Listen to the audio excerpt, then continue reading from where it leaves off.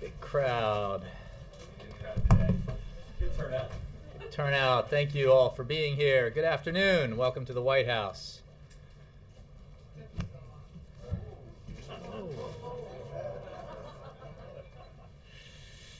Okay, and with that, I have a quick announcement to make at the top.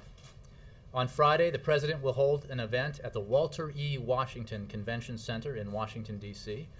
to announce the next round of a coordinated national program to improve fuel efficiency for cars and light-duty trucks for model years 2017 to 2025. This program, which builds on the historic agreement achieved by this administration for model years 2012 to 2016, will result in significant cost savings for consumers at the pump, dramatically reduce oil consumption, cut pollution, and create jobs.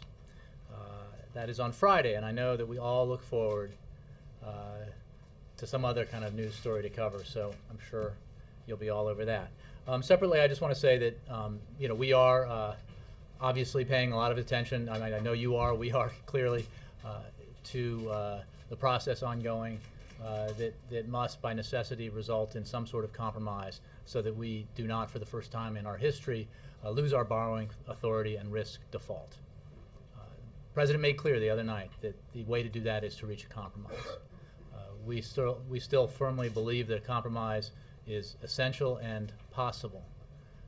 I would note that when we look at the various pieces of legislation that are on the Hill and whether or not they are vehicles for compromise, I think it's worth noting that the Speaker of the House earlier today, in pitching his plan, made the point on radio that, in his words, Barack Obama hates it, Nancy Pelosi hates it, Harry Reid hates it.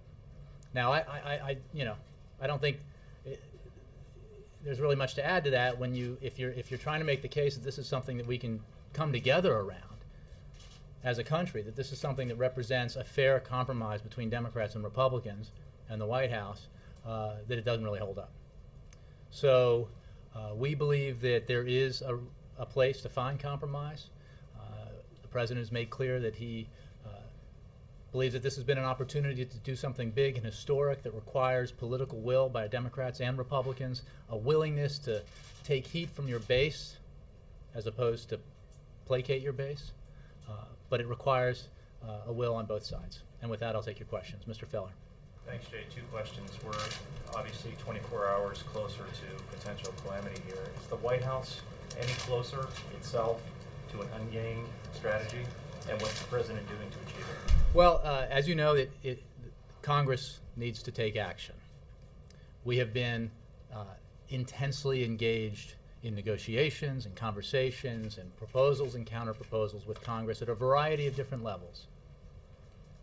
The talks led by the Vice President, the private conversations and negotiations that the President had with the Speaker of the House. We have continued even since the Speaker of the House walked away from that potential compromise last Friday. We've continued to have conversations with at all levels with Democrats, Republicans, principals, and staffers in search of a solution to this problem that's balanced and fair. We continue to this day and to this hour to do just that. One of the problems we face here is that last week, while we were engaged, while the President was engaged, and obviously others, in trying to reach an historic bipartisan compromise, we were told that the House had to go through the motions, sort of go through the ritual of crafting, debating, and voting on a measure that everyone knew from the start would never become law. So that happened. That ate up a week. Now we're doing it again. I mean, the Speaker's words themselves make clear that they are not now working on a measure in the House that there's even a pretense of an attempt to create something that would get bipartisan compromise. Time's running out. We need to come together now. We have it is only a matter of days before the August 2nd deadline. And while at midnight on August 2nd we don't all turn into pumpkins, we do, as a country, lose our borrowing authority for the first time in our history. And that would be a very bad thing. You said from the podium that the President would only sign a short-term extension if it's basically to let a bigger bill work its way through, and then later said if we're talking about a few days. Is that still the president's stand, or would he be willing to go for something like a 30-day extension if it comes down to it? Well, like I don't. There's nothing that I've said in the past that I would change now. So what I said before about a willingness for a couple of days, if we had an agreement and needed to, because of all the procedural things you need to go through in Congress to get something done, that potential remains. Beyond that, an extension only adds to the great uncertainty that is already having an impact on markets and the economy. It only casts further doubt around the globe as well as around the country on whether or not Washington can get its act together. The greatest country in the world, the strongest economy in the world, the rock-solid gold standard haven for investors around the world for 100 years, can we function? So there's plenty of time to get this done. What's lacking isn't time, because we all know the details. Everybody knows the numbers. We've all become experts in what adds up to the necessary amount of deficit reduction, what in the random association that was established a while back between dollar for dollar deficits reduction and or spending cuts rather, and increase in the debt ceiling. We all know how we get there and the variety of ways to get there. What is required now is political will, and there's time. If people are willing to find it and use it, there's time to take action. Yep. A number of Wall Street firms are saying that Treasury actually has enough cash on hand to continue through August 10th or 15th, even if the borrowing authority runs out on the 2nd. Can you respond to that and tell us what would happen August 2nd if the debt limit remains in place? Here's what's important to know. We began this process with a letter from the Secretary of the Treasury to Congress in January, identifying with, it turns out, great precision when we would hit the debt limit. We did, May 16th. Since then, the Treasury Secretary has been able to take extraordinary measures, as some of his predecessors have, in order to extend the period before we run out of borrowing authority. That deadline is hard and fast. Now, and there is no escaping that. There are no off-ramps. People keep looking for off-ramps. They don't exist. Okay? What I have said, what everyone has said, is that once we lose our borrowing authority, we become at risk of default on our obligations. Now, does the United States continue to take in money? Of course it does. But the point is that after we cease to have the capacity to borrow money, every 60 cents we take in is 40 cents short of the dollar we need to pay out. And you create a situation, movie analogies are popular these days, you create a situation where you have real people who suffer, in addition to the impact on your interest rates, whether you have a car loan, a mortgage, a student loan, a credit card. Interest rates go up. It's a tax on everybody. Okay? In addition to that, among the many obligations we have, the 80 million checks that the Treasury Department alone issues, payments that it issues every month, of the 1.2 billion payments the federal government makes in a year, those include veterans payments, Social Security payments, disability payments. They include the bills to contractors, small businesses, big businesses that do work with the government, the people who manufacture the ammunition that we send to our troops in Afghanistan. And choices then have to be made. And it's a Sophie's choice, right? Who do you save? Who do you pay? That's an impossible situation that this country has never faced and should never face if Congress does what it was elected to do and does its job. I also ask messages from banks and brokerages to investors saying that even if default is avoided, a downgrade is likely. Could you speak to a downgrade as the sort of urgent matter? I think or the consequences of a downgrade? The rating agencies are obviously, they make their decisions. That we're not, a downgrade is a bad thing, a default is a catastrophic thing. We obviously, the focus we have to have is on the necessity of reaching an agreement that can pass both houses and be signed into law, that will extend our borrowing capacity to pay the bills we've already run up for a substantial period of time so that we don't have this cycle where, I mean, imagine, there's one measure right now, there's one notion out associated with one of the measures in Congress, in the House, that would have us doing this again around Christmas time. Does anybody think that's a good idea? What kind of impact would that have on the economy? One of the most important seasons of the year for our economy, for anybody who sells anything, right? Let's throw into doubt whether or not the United States is going to go into default around Christmas. Brilliant. Just to clarify, a downgrade is a bad thing, but it's not a serious thing. No. Downgrade is obviously very serious, and we know if we take the necessary, like, we don't control what outside rating agencies do. We do control whether or not we default. Congress controls that. Congress can establish that we raise our debt ceiling. We've had the highest rating available for 100 years, and we should maintain that if we just do the responsible thing. Please do not get the wrong impression. I'm simply saying, if we take the actions that we are able to take, we in Washington, if Congress acts accordingly, we can take care of all of this if we behave responsibly, and there's time to do it. Yes. Yeah, I get confused because you're not Jake today, but I think I go to you, and then yeah. What's your response to critics who say the Reid plan, which the president supports, claims to save more money than it actually does because it includes some savings from winding down the wars in Iraq and Afghanistan, which is money that would never have actually been spent anyway? Well, let's examine that. Okay, there are two points to make. First of all, the savings gleaned by winding down the wars in Afghanistan are savings created by policy decisions. If you make a policy decision, if you were so callous as to do so, to slash Social Security benefits or Medicare benefits or education spending, you would then, as you made a budget, count that as savings, right? Paul Ryan, when he submitted his budget, counted what they call OCO savings in his budget, because this is the result, as any other policy decision you make, is a choice about how much money to spend, and that's what these decisions are. You're saying, I mean, if you're asking me, are we going to save $1 trillion because of the policy decisions that this president made? I'd say yes, and I encourage you to write and talk about it, because those are wise policy decisions for our national security interests and for our fiscal health. So they absolutely are legitimate. They were part of any serious bipartisan compromise that has been discussed by any major player in this town all year, okay?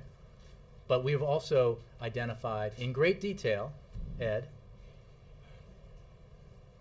significant spending cuts in domestic spending, significant spending cuts in Pentagon spending, extraordinarily difficult savings in entitlement programs that we would be willing, that the president would be willing to make a case for to his own party in the name of accomplishing something very big that would fix this problem for a long period of time and put us on sound economic footing for the 21st century. Those are tough choices. That's what leaders do. They lead. They don't cater to their base. I mean, we're all look, I get that it's politics, and people are, there's a lot of politics in Washington. That's, of course, how it is and how it should be. But there are times when you have to make hard choices. There are times when you have to say, you know what, I'll suffer some losses here. I won't bring my whole party with me. But I know that I have to do this because the country requires it. This is one of those times. And also, when was the last time the president spoke with the speaker? Have they talked? We're not reading out individual conversations. So I'm not going to do that now. I can just assure you that, broadly speaking, there are lots of conversations happening between senior people in the administration, up to the highest levels, if you will, and senior people in both houses of Congress, and obviously the staffs. I mean, we are looking, we are eager to get the kind of compromise that will resolve this in a way that will not prolong the uncertainty that is so clearly a drag on our economy. And when you look at these measures, I mean, the measure that Senator Reid put forward, as others have pointed out, it's like, wait, there's no upfront revenue. Well, good point, right? Not the balanced approach that we would ideally want to see. and therefore not of the total size of deficit reduction that we would want to see. It has within it the potential for that in a committee that would look at the hard issues of entitlement reform and tax reform. But we're willing to compromise because we got to get this done. We're the United States of America. There are other, we pay our bills. We honor our obligations. We grow our economy and we create jobs. It's time to do that and focus on the important things. Yes? Jay, you say that a short-term increase in the debt ceiling in the absence of a deal creates uncertainty, but it seems that it would be pretty easy to argue that uncertainty is better than a default. Does the White House see it differently? Look, we have made clear that we need to pass legislation through both houses of Congress. That requires a bipartisan compromise by definition, okay? What is essential for the health of the economy is that we lift the debt ceiling for a substantial period of time, because as I just went through, and we're talking now about a measure that's working its way through the House that could require that we go through this again in 5 months or 6 months. Terrible idea. Just objectively, a terrible idea. But that's not, that's a false choice. We don't have to, I mean, you're asking me to game out a scenario that hasn't happened. We have, well, precisely. So why are we voting on measures that have no chance of becoming law? I mean, I know you guys have congressional reporters, but you may ask them to ask members of Congress why we're doing that, why we're voting on legislation in the House that the author of the legislation, in selling it, has made clear publicly was never intended to garner a single Democratic vote, right? Look at Harry Reid's proposal, Senator Reid, the majority leader in the Senate. It achieves exactly, look, randomly, the Republicans decided that for the first time in history we had to do dollar for dollar reductions in spending to match the increase in the debt ceiling. Senator Reid's bill does that. That gets us that clears the bar, both of their objective, their goal, and getting us into 2013.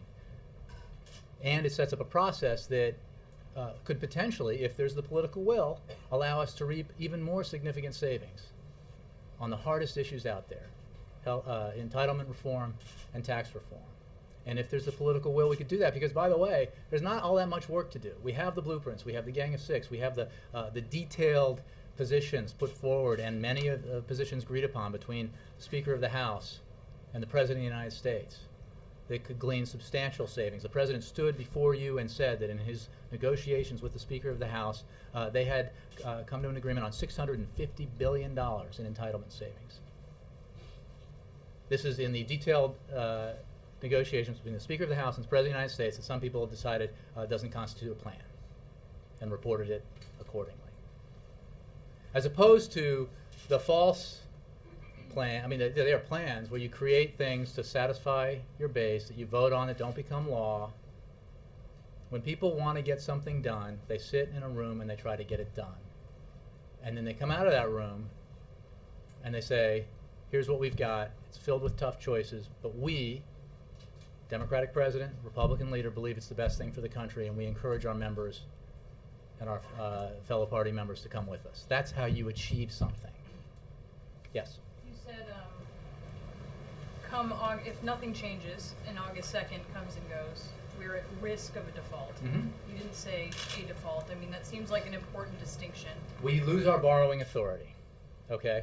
And I refer to you, Treasury, about, and you know, obviously people keep paying their taxes, revenues come in, money comes in. The problem is there's not enough money because we can no longer borrow money to pay our bills. And what you basically running on fumes, as the Secretary of the Treasury has said. From midnight August 2nd forward, you are running on fumes. And it's a cascade effect. Okay, and once you begin to default on your obligations, a bill comes due and you don't have the money to pay it, you are in default. And that process begins at midnight on August 2nd in terms of the no longer being able to borrow, which puts you at risk of default. But I mean, there is no doubt about this. But if August 2nd comes and goes, nothing has changed.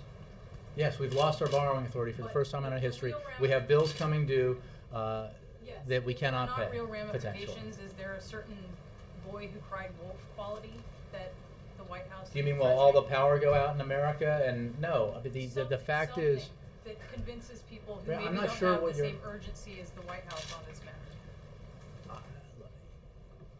look, I invite people, and don't count on me. Talk to economists and business leaders. If they're so convinced that this is all made up, buy and hold. See what happens. Tell your members of Congress, don't worry about it. I mean, honestly, it's just a false argument. It is the gorilla dust that I've talked about. This is real and dangerous. There's a reason why it's never happened before. Because it's dangerous territory for the largest, most important country and economy in the world. Yeah, I'm working on this. And I want to say thank you to everybody, because I know that yesterday spent a lot of time up front, and I want to make sure other people have a chance. So, Nora. I'm not a ball hog. I don't think I've. Not a ball hog? Okay, good. Shoot. The president has made clear that he will not sign a short-term extension raising the debt ceiling. But isn't it really an average? Wouldn't a 6 or 7 month extension really be an average for what most presidents have signed? I know the president's talked a lot about Ronald Reagan. Mm-hmm. Ronald Reagan signed 3 of them during Mhm. his reelection in 1984. So why is President Obama asking for something very different than any other president got from Congress? Well, because we've never been in a situation like this before, where a Congress has decided that there should be a dollar-for-dollar correlation between deficit reduction, spending cuts, spending cuts, not just deficit reduction, spending cuts, and the amount by which they will raise the debt ceiling. And we understand what's happening here, right? The policies that faction that's pushing this wants to see put in place do not have even anything close to majority support in the public. They don't have majority support in the Congress. They couldn't they couldn't pass the Senate. They could never become law. But what they would like to see happen by using the loaded gun of refusing to raise the debt ceiling is an implementation of those policies anyway. Spending cuts, by the way, that would be more draconian, not spelled out, but more draconian than we saw in the Ryan budget, which did not go over so well in the general public. Have to be all the way through the president's reelection. Because of it's not about the reelection. You're buying something that is being sold to you, but it's not the case. The issue here is the effect on the economy. Well, I went back and looked, and in Look, fact, Reagan had 3 times in 1985. I understand that. I think I've just explained to you why this is different in terms of the behavior of Congress, the insistence on tying it. Really no correlation between increasing the borrowing authority of the United States government to pay bills that this Congress ran up in the past, right? And whatever measures we take to reduce the deficit. Okay? So that parallel doesn't exist. Secondly, given that we have a packed house here, given that we're however many days from August 2nd, do you believe that it will be any easier in an election year? What we all know as veterans of Washington and understand how cycles work, it gets a lot harder to do hard things in an election year, right? And that's not a question of who it helps or hurts politically. You could argue, because the public is overwhelmingly in support of the president's position that we should do this in a balanced way, that this fight is good politically, but it's bad for the country and it's bad for the economy, and we shouldn't do it in 6 months or 8 months. And if the Boehner bill passes in the House, gets brought up to the Senate, Reid indicated today that clearly they can make some changes to it. They can do it pretty quickly. Is the only objection that the president has to something that the Senate does to change the Boehner bill would be the short-term extension? He would accept all the other stuff? Well, I don't want to negotiate the details. I think it has been pointed out that, what I'm pointing out is that Senator Reid's measure here has substantial cuts. It does not call for tax revenue. Even though everybody says the only way to do is significant long-term deficit reduction of size, plausibly is to have it be balanced, including revenues. It doesn't have that in it up front. Sets up a committee to try to address that. This is, there are people out there cooler heads who say, Republicans who say, wait a second, what's wrong with this deal?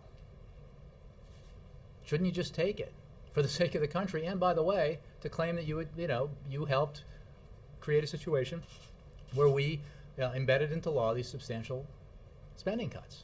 And the president has received an assurance from Senator Reid that there won't be any short-term deal. I think I let Senator Reid speak for himself. He said on numerous occasions that he opposes a short-term deal. Yeah. Jason, as you said, there's a lot of great detail the president has put out in a plan. When are you going to submit the Obama plan to the Congressional Budget Office? Ed, I understand. We can do this again, okay?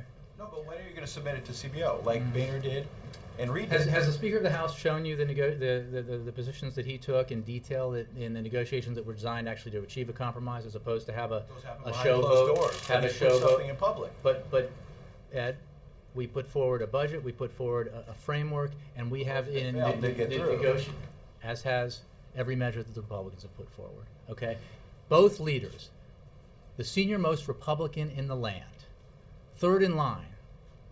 Okay, a powerful figure with great authority sat in a room with the President of the United States and worked out a detailed compromise.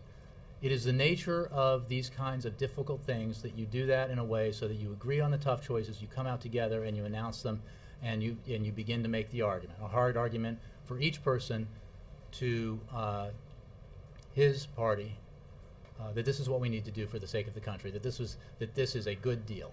Okay, and that's what Speaker Boehner. Give it to CBO, and as Chuck said yesterday, have a senator introduce it as an actual bill. We're 6 days away. Chuck, I mean, Ed, the Speaker walked away from this deal. Right, but you think it's a great deal, so put it out there. Let the American people see. I think I've answered the question. Okay, one quick thing. I mean, I know you're creating a thing here for Fox. You said a minute ago. That's not what I'm doing. And you know better than that. You said a minute ago to Brianna, I think. Ed, the Reid bill goes somebody from Fox sat in a room with senior White House officials and got more detail on the president's proposal and what was agreed upon between the president and Speaker of the House than you could name me now is in any of the proposals put forward by House Republicans, and you know it. Okay. You haven't made that plan public. You just haven't. But, okay. A minute ago to Brianna, you said that the Reid bill goes dollar for dollar, spending cuts for raising the debt limit. In fact, CBO said that it's $500 billion short. Mm-hmm. CBO, as you know, scored both the Boehner plan and the Reid proposal on the March baseline. Can do a little economics for you, because it wasn't asked to do it on the January baseline. Every single proposal this year put forward by Democrats, Republicans, and worked on by the Speaker and the President, worked on by the Majority Leader and the Vice President, used the January baseline. If you use both, this applies to both the Speaker's plan and to the Senate Majority Leader's plan. If you use the January baseline that everybody else has used, there is enough deficit reduction to do the dollar for dollar to put you into 2013. This is a technicality. It's not a political point. Okay, that's how it works for both. Both are the same. And in fact, Jack Lew, the OMB director, made a blog post last night that explained that and made the same point about Speaker Boehner's plan, which was criticized for having less than advertised because the Speaker used the same baseline that everybody's used all year long. Because we're talking about 10-year proposals, so you start with the January baseline as opposed to the March baseline, which was created by the 1 year or half-year fiscal year agreement that the Republicans and the President and the Democrats reached in March. That's the answer to that. Chuck. Does that mean the debt limit ask goes down from 2.7 to 2.2? I think this is, at that point, I refer you to Congress because I think they're figuring that out. I've seen both the Speaker and the Senate Majority Leader addressing this issue, but I'm not sure how it works. On the initial first step process of the cuts, I mean, I understand when it comes to Reid and Boehner, the issue is less about the two-step process and more that debt ceilings linked in the second step. And on the first step, are there any White House objections to the list of cuts that Boehner has in there? Well, this is the great thing. The mystical plans and specificity that doesn't exist. The spending cuts that the Speaker and the President agreed to, which overlap with the spending cuts that the Vice President and the Majority Leader agreed to, they're all in these bills. I mean, we're talking about agreed upon cuts. Well, the big disagreement is just simply up to a point. I mean, because remember what is inherent in the proposal in the House is either a committee takes action or there's a trigger that forces $1.8 trillion in all spending cuts, which requires, therefore, and it's important the House Republicans should spell this out, which would require more substantial reductions in Medicare, Social Security, and Medicaid than called for in the Ryan budget. So it is the second part of this that you guys object to. The first There's part, no question, as we've said first for part is a fine. long time now, that there is general agreement on $1 trillion plus in cuts. And those cuts are what Boehner uses in front. You guys are happy with that? Or Well, I don't want to. Not the right word. I would. You guys are. The issue is the requirement that we go through this again as a way of forcing into law a budget proposal that doesn't come close to having support in the Congress. And what about the cuts that are associated with that second tranche? Well, I don't think they're specifically identified, because if they were, people would run screaming from the room. Because they're deeper, they would require cuts deeper than called for in the Ryan budget. Laura. Thanks. Can you tell us anything more about the thinking at Treasury or here about if you do face a Sophie's Choice, how you would prioritize what bills to pay? Choice between Jan and Eva, by the way, if you haven't seen the movie. I realize there are young people here. It was a 1982 movie, Meryl Streep. Superb performance. Awful Over choice. 18 Oscar nominations. Ask me the question again. I was lost in a reverie. I can't remember. No, the question is, have you given, and can you tell us anything more about the thinking about if you do face that kind of choice, what bills would be prioritized? I personally have not. I think that I would refer you, as I have in the past, to the Treasury Department. They are working on that, and my understanding is they will say that if and when we get closer to August 2nd, and cooler, saner heads have not prevailed in Congress, and we don't yet have an agreement. Is this something that the White House is involved in the decision-making, the planning, contingency? It's my understanding it is an executive branch decision process, but the Treasury, in the details of it, the Treasury and Department is taking the lead. There isn't a lot of White House direction. That's all I know. Yeah. Let me just go over that again. You're just saying that as we move closer to August 2nd, the administration will reveal what its priorities are, so that if there is a default, you'll tell the American people what will be paid for and what will not be paid for. Well said. You used to say at every briefing, Jay, that we're not going to default, Congress will act. Do you still believe that? I do believe that. I believe it because, in the end, as crazy in many ways as this situation has become, given that it is so clearly within the capacity of Congress to find the compromise that could clear both houses and be signed into law to solve this problem, I still believe that because the stakes are so high, and because the American public so clearly wants this done in the right way, that in the end it will get done. Unfortunately, it's going to require this kind of brinksmanship and running out the clock process that is really wholly unnecessary, because, as I said, going back to January, the Treasury Secretary identified this, has been clear in his communications with Congress about where we are in the process, how the analysis was being done, and when the deadline would be reached. And it's been clear that it would be August 2nd for a long time now. And on the priority disclosures, would we get that on Monday I don't or have Sunday? again. I don't have a date specific. I just know that obviously it would as part of due diligence and responsible governance, that they have to make those assessments, and at some point closer to August 2nd, there would be a discussion of that. Would that we do not get there? Yes. Thanks. What's President Obama doing today? Can't tell you.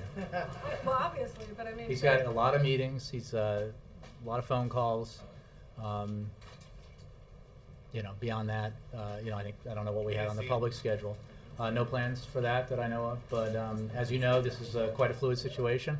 You could be out here in an hour, but that's not planned at the moment. It's fair to say that he's not just sort of sitting around waiting for Congress to figure out what they're going to do. He's actively, is he seeing anyone in person today? I had no meetings to announce. I saw him for about an hour and a half, not long before I came out here. But so he met with me and others, senior staff. But he's having meetings. He's on the phone. He obviously has other obligations, including national security obligations. you talked about after August the 2nd, the country would be running on fumes, and that the country would run out of borrowing authority. How many days between the day we lose borrowing authority and the day someone doesn't get paid? Again, I refer you to Treasury.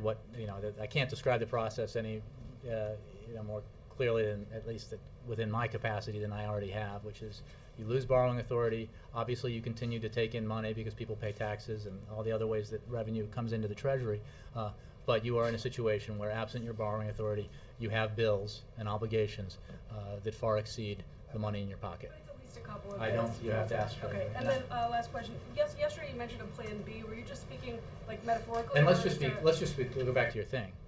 My thing? I mean, to the we hit August 2nd, without an agreement, and for the first time lose our borrowing authority. That the impact of that will be felt dramatically, without question, right? Because we will have done something that's never been done before, and there will be assessments made by investors around the globe about what the heck's happening in Washington. That's not a default. Yeah, right? right, so- I didn't say it was a default. I said we lose our borrowing authority and we begin the process of risking default. And I'm not, obviously this has to do, again, I refer you to Treasury with inflows and that sort of stuff. But it is a crisis situation. I don't know. I think it has to do with money coming in and bills coming due, and Treasury auctions and all that kind of stuff. Okay, but so what we're talking about is I sort of really, two-part- Margaret, Yeah. August 2nd. I've learned an extraordinary amount about this in the last few weeks, but you pretty much tapped me out. Yeah. Would it help if the markets freaked out a little more? No, let's be clear. Let's be clear. Our objective here is to do the right thing by the economy, by the American people. It's like we are not, like that's, I have said so many times that I can't say it anymore except this once. We cannot play chicken with the American economy. We cannot play chicken with the full faith and credit of the United States. We are. It's not a question of whether we will. Right, and we cannot see it to the end because the consequences would be severe, Well, calamitous, the question is, catastrophic, etc. If the markets indicated that there's pending catastrophe, would it help Washington? If you're telling me that it is not, I mean, look, it is so clear to anybody who is willing to listen to fact, logic, and reason that what would happen if we did not extend our borrowing authority would be a bad thing. I mean, it's like, you can, the case has been made, and no, we do not hope for or want in any way negative consequences in order to force action. We just want Congress to take action. We want our economy to grow, our markets to grow, firms to hire.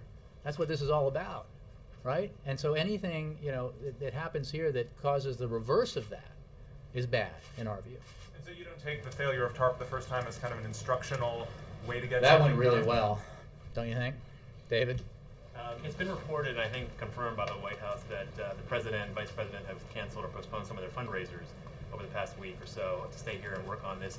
Now we're focused on the important stuff. Yeah, well, let me ask you, I think a week from tomorrow is the president's 50th birthday. What are his plans for that day in terms of fundraisers in Chicago and anywhere else? And is he making any contingencies at this point to change his schedule on that day in case this goes wrong? We have made clear that the president has made a lot of adjustments to his schedule because of the need to work on this problem. And we make those judgments as this process continues. I don't have any announcements to make about next week. What I do know that's happening next week is this little August 2nd thing, Margaret's thing, that we need to resolve.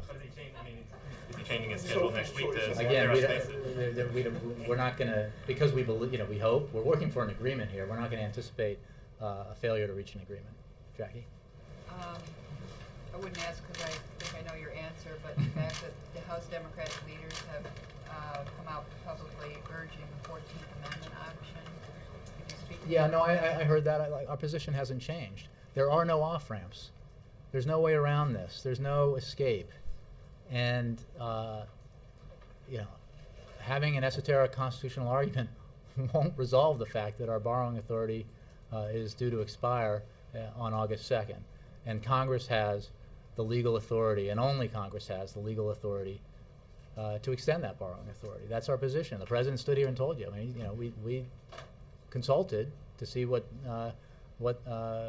this was about. But it's just it is not an option. Yeah. Forgive me for asking just this one. One more time. One Sure. more time, the very narrow point of what happens at midnight, August 2nd. I really think if I could just ask you to go to Treasury on this, because I have said everything I know. Bear with me. Okay. The morning of August 3rd, does any one person not get paid? Again, I send you to the Treasury. Oh, no. Yeah. Can't say. We lose our borrowing authority. The consequences of that are serious. It's the first time in our history, and for the first time we risk default, and we have obligations that exceed our capacity to fulfill them.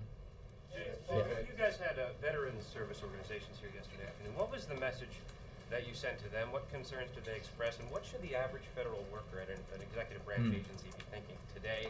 I confess to you, I don't know. I wasn't in that meeting. I don't know, in fact, what the topics of that meeting were. But obviously, and this does not pertain to that because I don't know what was discussed in that meeting. But everybody, whether it's veterans or Social Security recipients, there's anybody who is dependent upon payments, whether you're a small business, a big business, Social Security recipient of veterans benefits,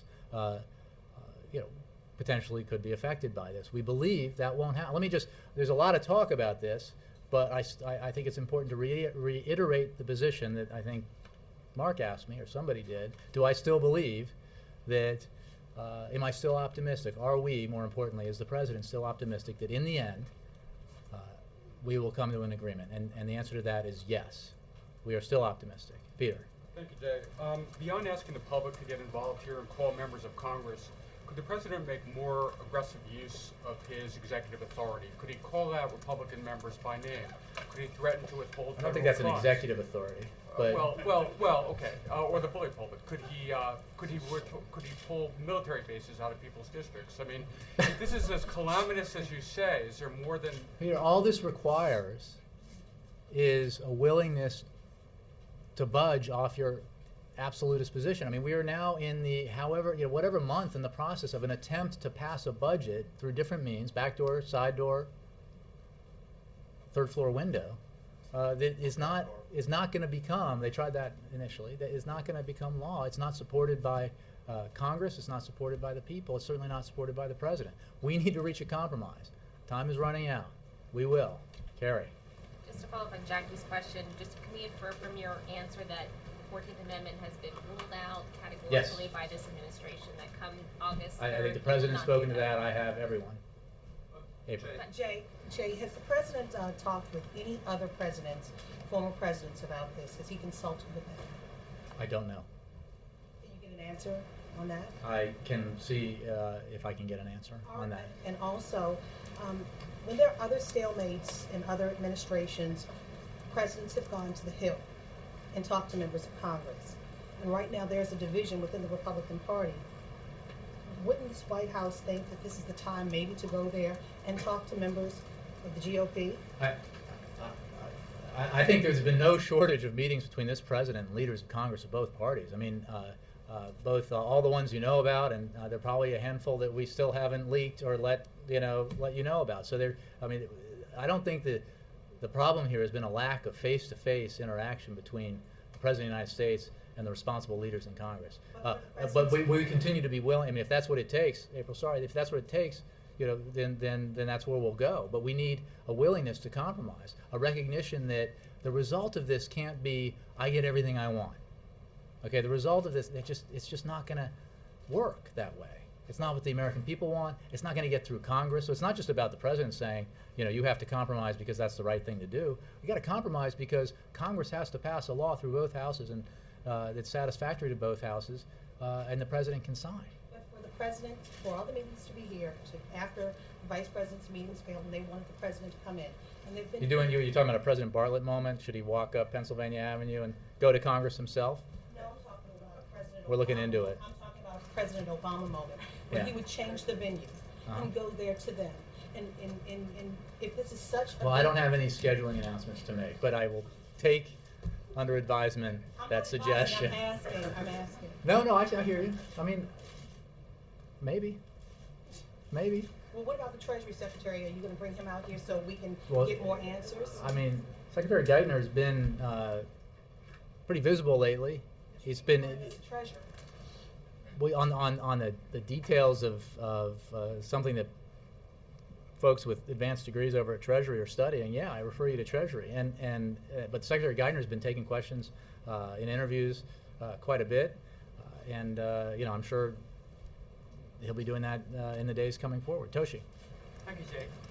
Because of the stalemate in Washington right now, Japanese yen hit historic 4-month high and one of historical high against the dollar. And also Australian dollar hit historical high, and also Brazilian currency hit historical high, which all means US dollar is hitting historical lows, and people around the world is selling US dollar.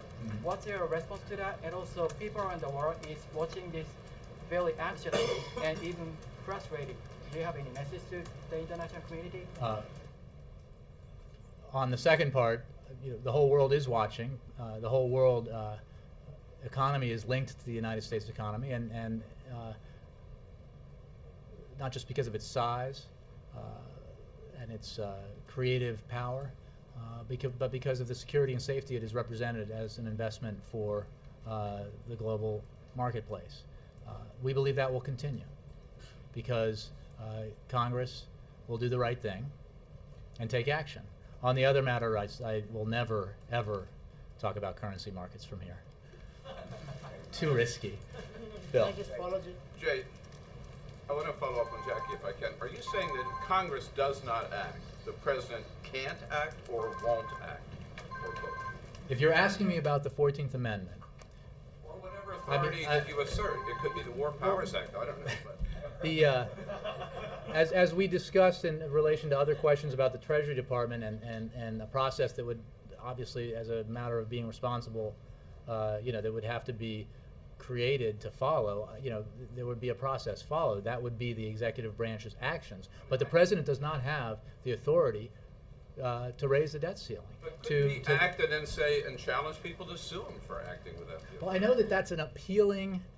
In some ways, I mean that's another movie scene perhaps, but it's not a plausible way to address this problem, and we do not think it is an option. We believe that Congress has the sole authority to raise our borrowing, debt ceilings and increase our borrowing authority, and that Congress needs to act accordingly. Thanks, Jay. Thank you all very much. You're gonna miss me. See ya.